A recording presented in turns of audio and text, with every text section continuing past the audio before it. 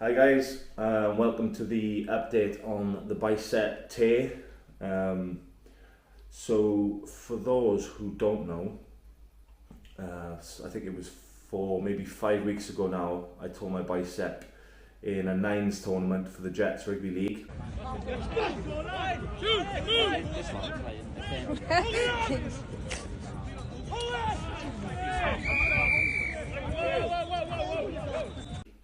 Um, and initially I thought it was a muscle belly tear, so I didn't get it treated. So for 10 days with the swelling in it, it didn't look that bad, so I just kind of assumed I'd be able to rehab it. And as the swelling went down, there was a gap that appeared in the bicep, so I went down to the hospital to get it checked. They confirmed, I guess visually more so, because they didn't have availability for scans. I got rushed in then fairly quickly, thankfully, to get the surgery done. And it's been, what now, 14, 15, 16 days since the surgery. So yeah, things are going well for the moment. I've taken a lot of the dressings off. As you can see, I've got some range of movement in my arm. It's been mostly kept still, but I had to readdress the situation with the dressing for something a bit more waterproof to be able to take a shower. The part I wasn't okay with is that I was expecting a very small scar at the top and maybe a small scar at the bottom from what I'd seen from other people. Turns out I've been cut pretty much from there to there, so the scar is quite gnarly, gone straight through my tattoo, straight through some stretch marks and some extra tight stitches in there, which makes it look visually not the best. But I have an appointment today with a consultant, first appointment since the surgery, for it to be looked at, and I have a feeling to have the stitches out because there's two big long stitches at the end, so they didn't confirm to me whether they were dissolvable or whether they were ones that needed to come out. I think they might need to come out today, which I'm dreading, if I'm totally honest.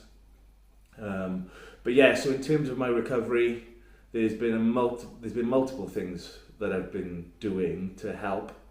So things like addressing my digestive health, so that when I'm eating the nutrients and quality food, that I'm able to digest that and assist with my recovery. Things that I've been using to help with recovery, some pure oxygen, so in the morning and in the night. It's quite simple. Obviously oxygen is proven to help aid recovery and take away any sort of toxins and stuff that I've got in there. So we've got Voltarol, the usual trusty stuff. We've got curcumin, so high strength curcumin is a natural anti-inflammatory. Can't speak this morning. Yeah, so curcumin, natural anti-inflammatory. Make sure you get the one with the bioperine in it for the digestive aspects. And another is DMSO gel. This stuff is very strong. You can only leave it on for a certain amount of time and wash it off. I haven't been able to use too much of this because of the scar. Obviously it's still fresh, but as the scar starts to heal, I will be using more of this. Yeah, there's multiple aspects of it. I went down for my first physio session. It wasn't much use. They were telling me to keep this on, not really do a lot. There was some just keeping my wrist and my shoulder mobility, which to be fair is pretty good. My shoulder mobility is still pretty good. My wrist is a bit constrained because I've still got some swelling and numbness in line with where the scar was. But in terms of the general sort of thereabouts, obviously I can't supinate my hand too much on this side because it then causes flexion in the bicep, which we don't want at this point. I've been training regularly, trying to keep myself busy.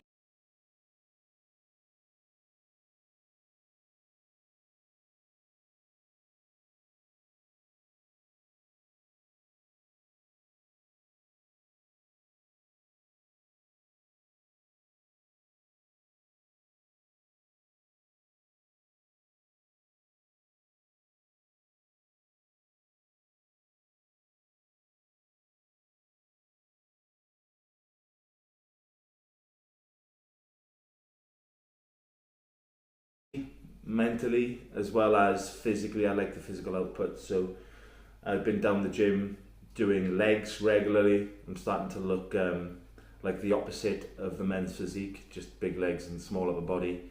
But I've also done a couple of sessions, not many, on just the one side, because there's some studies that prove it limits there's some studies that prove that it limits the atrophy on the bad side.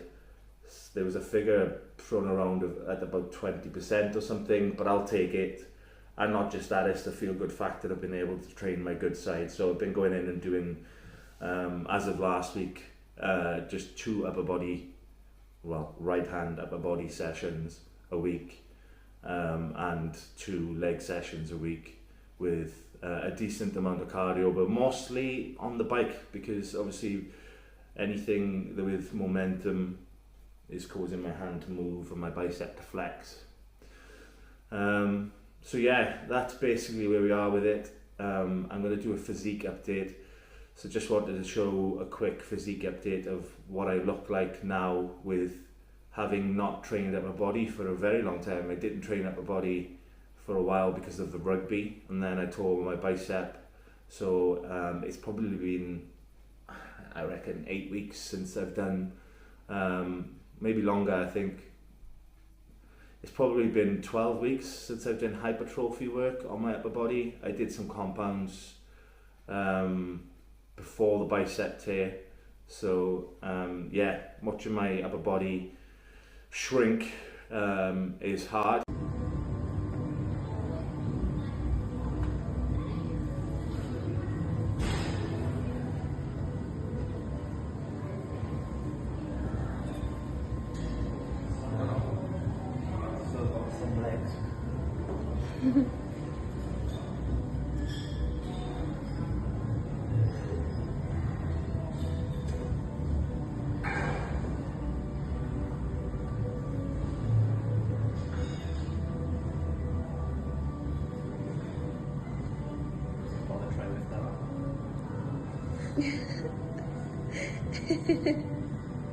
But it'll serve a purpose in the long run now, so when I go back to rugby I'll be less muscle bound, and I'll be able to build back up in a more purpose-built fashion. That's kind of the logic. The problem I've got is my legs are still probably a little bit too big, but for the moment I'm enjoying being able to actually train them. It's that or nothing, so I'm going to take that. But yeah, the process is taking over. There's a holiday in 2 weeks for the kids, so I'll wear this through the holiday, and when I come back, assess the situation as to whether I really need to be wearing this. I think the physios have said for me to wear it for 6 weeks, but my recovery is ahead of where it should be.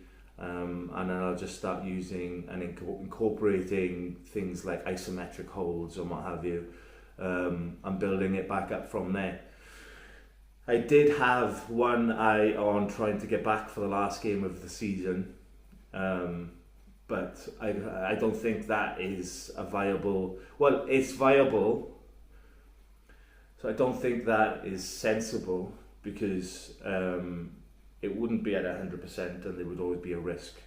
I'm more likely gonna aim for getting myself back to the gym and fit by sort of like August, September time, and then build myself back up ready, because the Jets are in the SCL next year, so we've got an early start to the year, so I don't have to wait too long to be able to play again. So it'll be January next year we start. So I'm less inclined to force myself back from recovery now.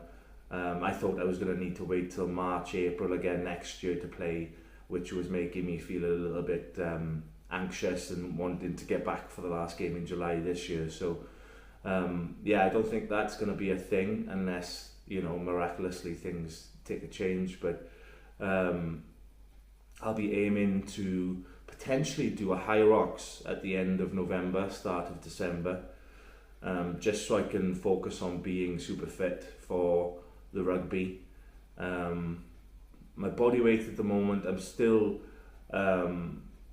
between sort of 17 and a half and 18 stone, and that's naturally where I sit anyway.